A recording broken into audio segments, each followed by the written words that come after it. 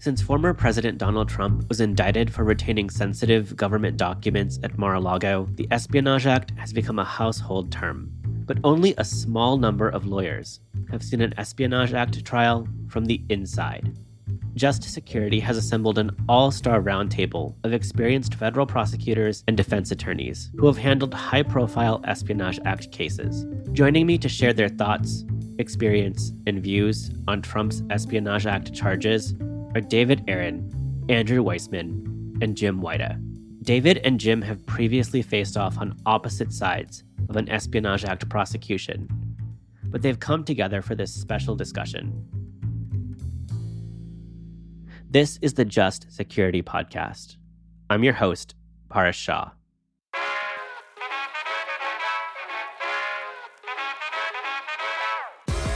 Before he joined private practice, David was a prosecutor at the Justice Department's National Security Division. Andrew has served in many senior Justice Department roles, including on the leadership team for Special Counsel Robert Mueller and as the General Counsel of the FBI. Jim is the federal public defender for the District of Maryland. So, Andrew, David, Jim, welcome to the show. Thanks so much for being here. There's a lot to discuss with the Trump prosecution over retention of national defense information and the Espionage Act. I want to jump in and start with Jim. You have been on the defense side of a number of these types of prosecutions in the past. And what do you see as the Trump team's strongest defenses? So, a pretty standard defense that I think comes up in all these cases is the willfulness element of a 793 prosecution, and the government has to prove that the defendant had knowledge that he possessed national defense information, something the law forbids. In this case, you can see the framework of this defense being floated occasionally by former President Trump and his defense team. It's the volume of documents that they were in boxes with many other materials. The government's going to have to prove that he had knowledge of the specific documents charged in the indictment. David and I had litigated over that standard in the context of another case years ago, and it had to do with someone having a large number of documents, many of which were not classified information, some of which were. And the issue became what the government had to prove to establish that the defendant in that case willfully possessed national defense information. The second potential defense, which again is related to the same element, and again, I think we've heard it floated by former President Trump, is that he believed that he could declassify information sort of whenever he wanted when he was president. And my understanding is that there are procedures in place to do that the proper way. But if he was making a mistake, if he sincerely believed that and believed that these documents were lawfully in his possession because he had declassified them, again, I think that is a defense to the former president. So again, the government will have to prove that as well. Finally, this case is unique because of former President Trump's status as a candidate for president. He has a defense that's not available potentially to most clients, which is if this case moves slowly enough, it's going to be difficult to hold a trial before the election. And if he's elected as president, he may be able to end the prosecution because of his role as president of the United States. David, do you want to chime in on the points that Jim has raised about potential defenses?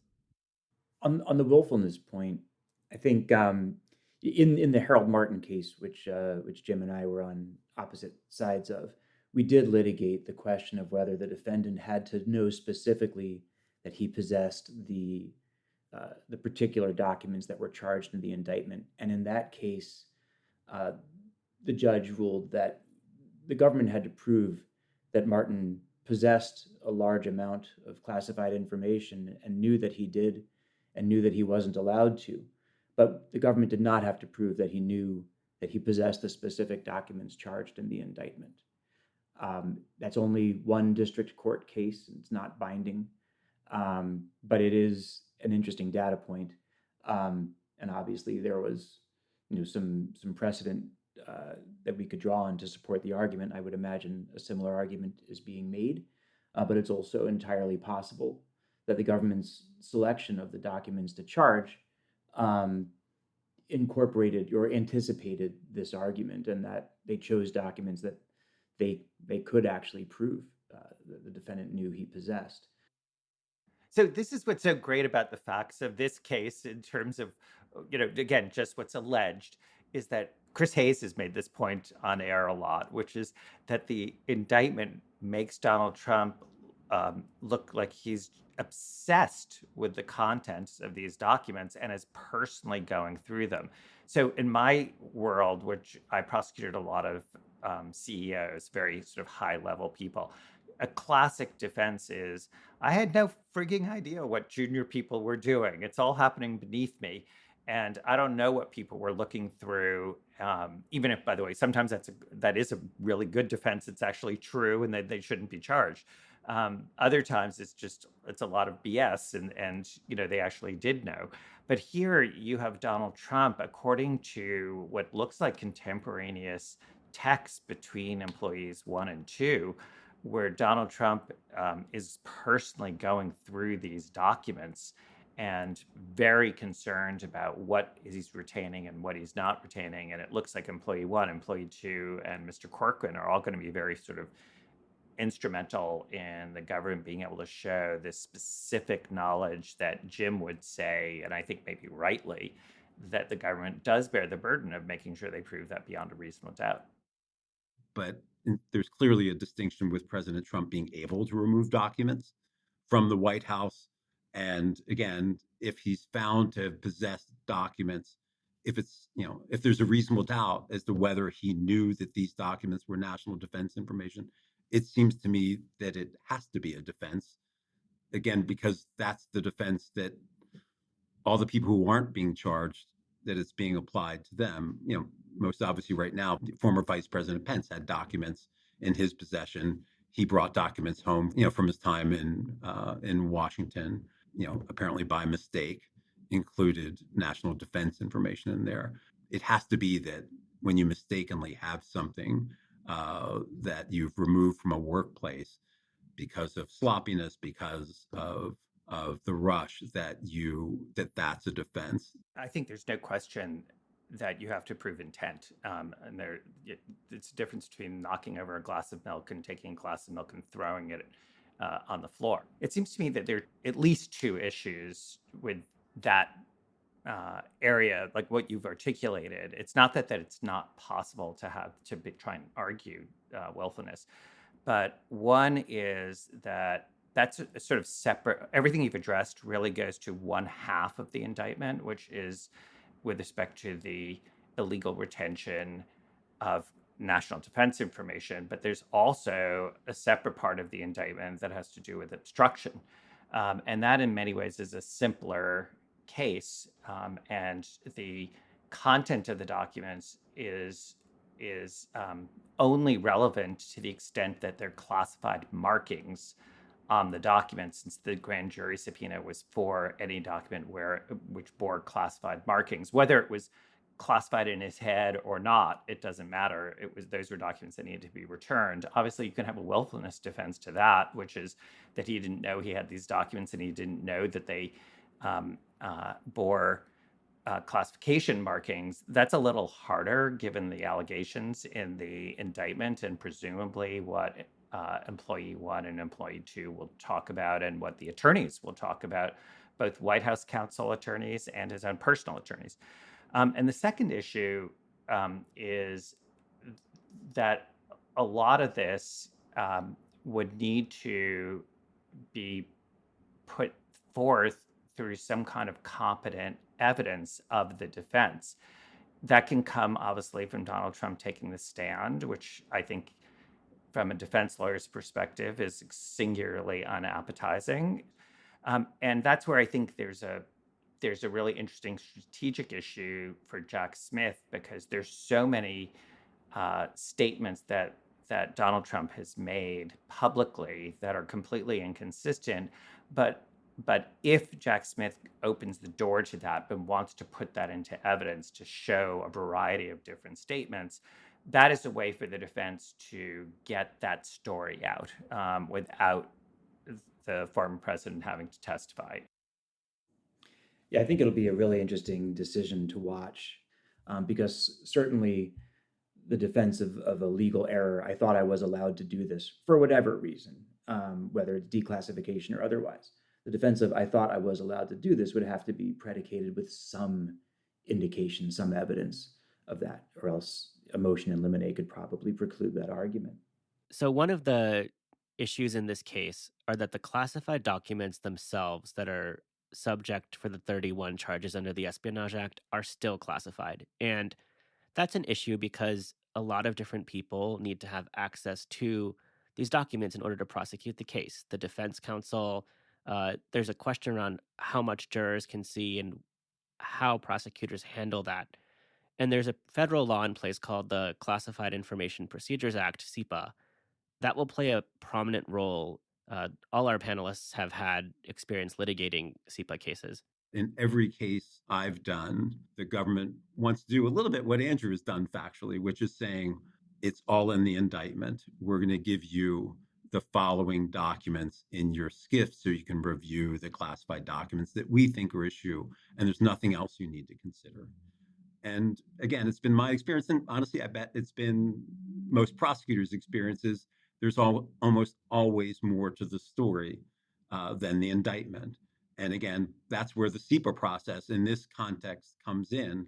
I don't think we're going to know the answer to the allegations in the indictment unless we know the context as to what was going on in Mar-a-Lago, what was in those boxes. And again, the volume of what was classified and what was golf shirts and newspaper clippings to suggest that there could have been a mistake made by President Trump or by someone looking through those boxes. But there's no secret that the president has felt attacked, and so if he's suspicious and trying to protect private information, not classified information, then I think that's something that the CIPA process will also have to explore to understand what the context is at Mar-a-Lago, and that the case is about far more than the 31 documents and text from a couple of employees. So I always have this question, which is, because CIPA is supposed to deal with this big picture problem of that criminal trials are public and classified documents by definition are private. And how do you sort of square those two things when you've got an allegation of wrongfully retaining classified or national defense information? Let's leave aside the obstruction part, because again, as I said, I think that's a lot easier in this case. And I understand a lot of arguments for why the defense in the discovery process would want access to the full panoply of what was ever at Mar-a-Lago, whether it was partially returned to the National Archives, at any point was sort of taken from the White House. But what is the best argument or arguments for how more than the 31 documents should be allowed into the trial? Again, right, we know very little right now. We know the indictment, and we know, I watch, the same stations and sort of am looking for the news here. Again, I think one of the things that I'm assuming will be part of the defense is that there was no logic to this, right? That you're going to have to sort of see, I would at least push to see if there are other classified documents there, if there were non-classified, unclassified documents, just innocent documents there. Again, I think it's problematic for President Trump if there is a folder with 5 documents related to some country's national defense situation, some foreign adversary, and there's handwriting and fingerprints from President Trump on that. That's obviously incredibly problematic.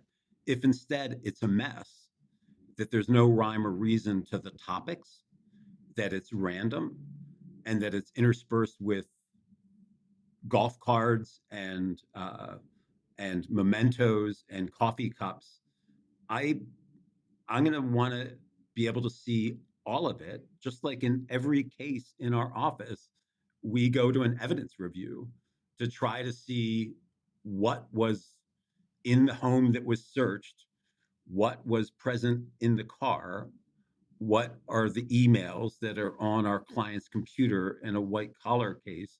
And honestly, there's no reason, uh, with clearances and with access to a skiff, that the defense shouldn't be able to see the whole picture before making its decisions. So let's say I'm with you on that, and that you can see the stuff, but then what? Then what is the argument for why the jury gets to see it? Particularly, let's say there are 5 documents that have to do with nuclear capabilities of the United States. A judge is going to be like, I'm sorry, I'm not going to let you put on evidence that's even more inculpatory. So again, I mean, we would want to present that this was a chaotic scene and that he may not have known what he had. And to do that, we have to see everything. There may be, that's where you go to the substitution process with SEPA, so that, if there's something that the jury can't see, again, we might argue that they have to see a lot, because we don't want David or another prosecutor saying, you can't have even glanced at this and not realize that this was national defense information or something like that. But if there's something really grave, then there's the opportunity for a substitution. No, I mean, I think you've made the exact point that a substitution or a stipulation or even heavily redacted document could be used to accomplish that defense purpose of, and I mean this respectfully, creating ambiguity where the prosecutors have seen a kind of narrow certainty. And so I think part of the answer, Andrew, is a defense team probably doesn't know exactly why they might want to use as evidence the classified information that they see during the discovery process. Certainly establishing the context in which information was kept, to undermine that willfulness element is probably at the top of the list. But I think if the prosecutors are dealing with highly sensitive information, highly sensitive documents that they knew were there and that the intelligence community wouldn't allow them to use, then we'd be looking at a stipulation or a substitution or redaction, like Jim said.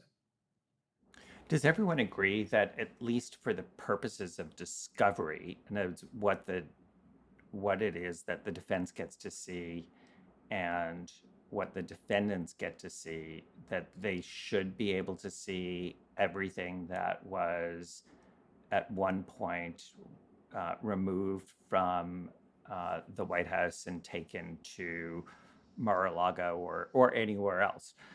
Does everyone agree that that's something that, at least at this stage, the defense should see in order to make their arguments? For information to be classified by the government, it has to meet criteria set out in an executive order. It has to be owned by or produced for the government. And the restrictions that the government wants to place on it have to be related to national security. And there are also a list of reasons that it's unlawful to classify information for, such as that it would be embarrassing if it got out. But at a basic level, to be classified, the government has to assess the likely damage that would occur from the unauthorized disclosure of that information. And if unauthorized disclosure of that information reasonably could be expected to cause damage to national security, then it can be classified as confidential. And if it reasonably could be expected to cause serious damage to national security, it can be classified secret. If it could reasonably be expected to cause exceptionally grave damage, then it can be classified as top secret. And so those are the different levels of classification. Now, any classified information can also be put into what's called a compartment, which would make it not only classified, but also sensitive compartmented information, or SCI. And that's for information that usually, because of the sources and methods involved, the agency that produced that information has determined it needs extra protection. So it's to access information that is compartmented, it's not enough to have a security clearance at the right level. You also have to be what's called read into or let into that compartment. And some compartments have pretty strict limitations on how many people there can be with that access, or what the justifications for having that access are. And that's just a way to further limit the number of people who have access to it, because every single person, every additional person who has access to information is essentially another marginal unit of risk. I will say this, that in the cases that I handled, there were bits and pieces that the intelligence community was uncomfortable turning over to defense counsel. And when I say bits and pieces, I might be referring to half a line of a document. And in those cases, even though the defense team had a TS SCI clearance, they had, the most common SCI tickets. There was some information that we did seek permission from the judge to redact from discovery, making it clear, obviously, that we wouldn't rely on that material to prove the defendant's guilt.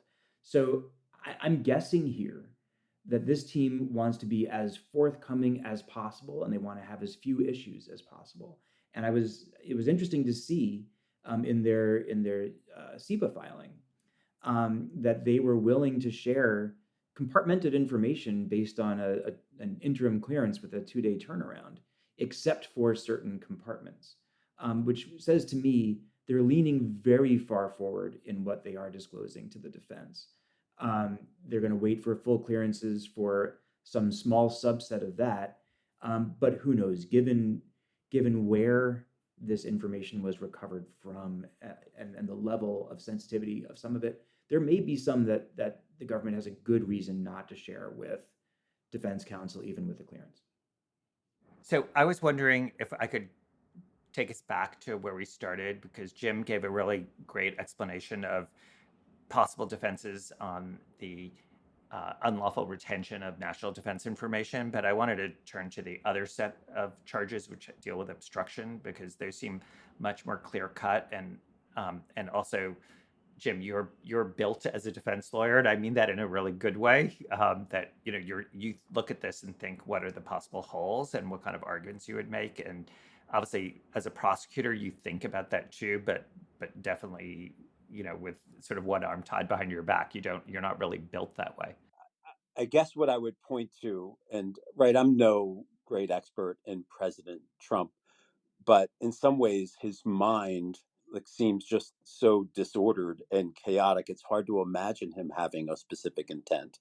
It doesn't sound like a great defense for any of my other clients to say he didn't mean that. That's not, he said that, but that's not what he meant, except it's something that President Trump does all the time. He speaks to shock, he speaks to entertain, and there are, I think, hundreds, if not thousands, of examples of him saying things that most of us consider to be untrue, yet many people continue to support him and listen to him. And so, even the idea of having a specific intent to accomplish a goal is more complicated with President Trump, because he says lots of things that he doesn't mean. And so, again, there may be things that he's doing and there may be things that he's saying that seem to be obstruction to the prosecution team that I actually think will pass the laugh test for the defense to say he said that, but that's not really what he meant. It's a defense that doesn't work for any of my other, any of my clients, but it might mean something here because of the unique nature of President Trump. There are a lot of different issues to watch in this case. This has been such a wonderful, rich discussion. Thanks so much to each of you, Andrew, David, Jim. We really appreciate your time, and thanks again for joining the show. Thank you. This episode was hosted by me, Tara Shah, with co-production and editing by Tiffany Chang, Michelle Eigenhier, and Allison Mullenkamp. Our music is the song The Parade by Hey Pluto. Special thanks to David Aaron, Clara Abt, Andrew Weissmann, and Jim Wyda. You can read all of Justice Security's coverage of CIPA and the Trump indictment on our website. If you enjoyed this episode, please give us a 5-star rating on Apple Podcasts or wherever you listen.